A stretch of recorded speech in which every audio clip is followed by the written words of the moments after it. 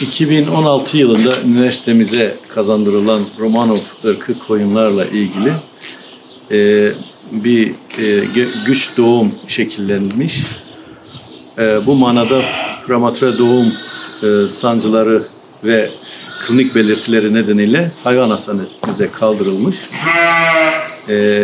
Bunlarda yapılan inceleme sonucunda annede doğumu engelleyecek problemlerin mevcut olduğu, kas sisteminde problemlerin olduğu belirlenmiş.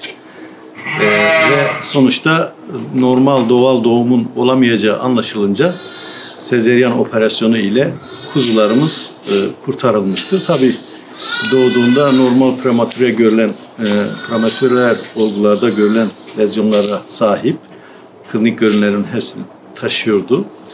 Bu manada tabii biz biraz yoğun olduğumuz için zamanda ziyarete gidemedik ama hastane sonrası kendi barınaklarında hem kuzularımızı ziyaret etme hem de bakıcılarına geçmiş olsun deme fırsatı da bulabildik.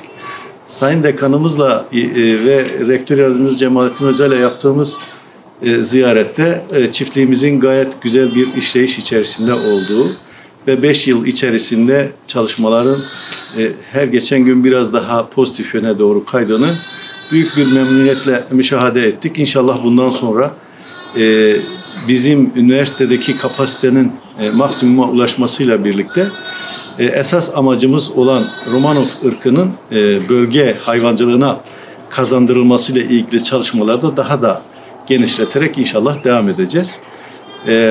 Bu şekilde hem geçmiş olsun ziyaretinde bulunduk keçimerimizi, ahır barınaklarımızı hem de şu ana kadarki gelişimle ilgili bilgi sahibi olduk.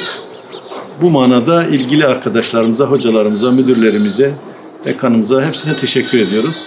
İlgilerinden, alakalarından dolayı.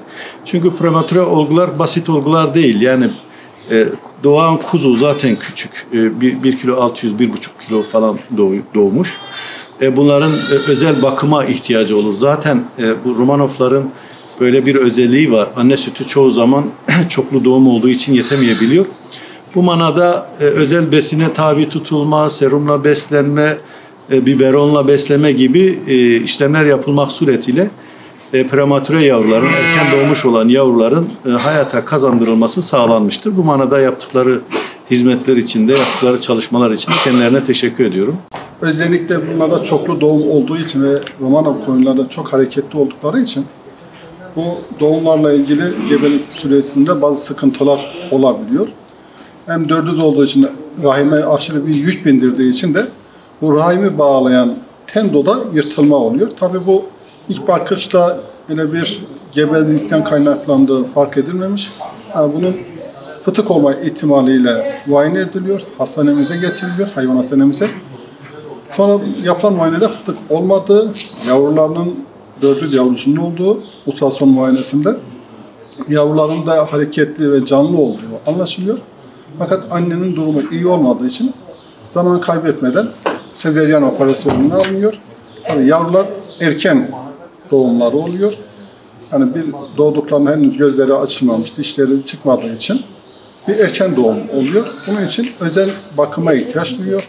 Yavrular doğduklarında işte 1 kilo 600, 1 kilo 500 gram civarında. Bunlar özel itinayla bakılmadıkları zaman aynı nasıl insanlarda olduğu gibi çocuklar erken doğduklarında küvezde bakımlara ihtiyaç duyuyorsa, özel bakıma ihtiyaç duyuyorsa bunlar da aynı şekilde özel bakımları yapıyor, küvezde bakımları yapıyor 24 saat. Tabii bu 24 saat bakımlarında öğrencilerimizin de fedakarlığına değinmeden geçemeyeceğim. Çünkü öğrencilerimiz gece gündüz 24 saat nöbet tutuyorlar. Onların nöbet tutması sayesinde yavrular hayatta kalabiliyorlar. Onların bakımı, özenli bakımı, fedakarca bakımları sayesinde yavrularımız hayatta kalıyor. Ve 10 günde 700 gram canlı ağırlık artışları oluyor. Bu da yani canlı ağırlığın %50'si kadar önemli bir artış. 10 günden sonra da artık kendi ayakları üzerinde durabileceği, kendi barınağında yaşayabileceği kanatına vardıktan sonra taburcu edilerek asıl barınaklarına getiriliyor. Koyunlarımızla ilgili şu anda 66 tane gebe koyunumuz var. 66 tanesinden 10'u doğum yaptı. Geriye 56 tanesi kaldı. Biri 400, ikisi 300, ikisi tekiz, diğerleri de ikiz olarak doğmuş oldu. Yani şu anda 20 tane yavrumuz var. 56 tane gebe koyundan da daha doğumlarını bekliyoruz.